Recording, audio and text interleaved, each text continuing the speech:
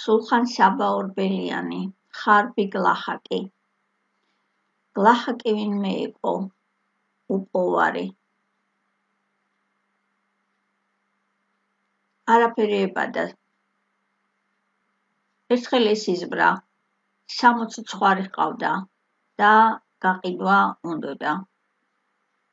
მოვიდა ერთი კაცი და თითოსთვის 5 კირმანეული მისცა.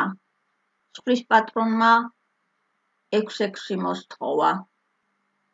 ამ დროს გაეღვიძა გლახაკს და სინანული დაიწყო.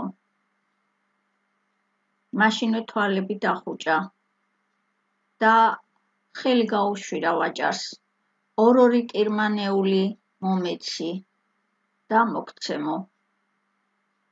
მაგრამ ვინ ღამის სცემდა ვერცხლს, ანუ ვისღა მიჰყიდდა.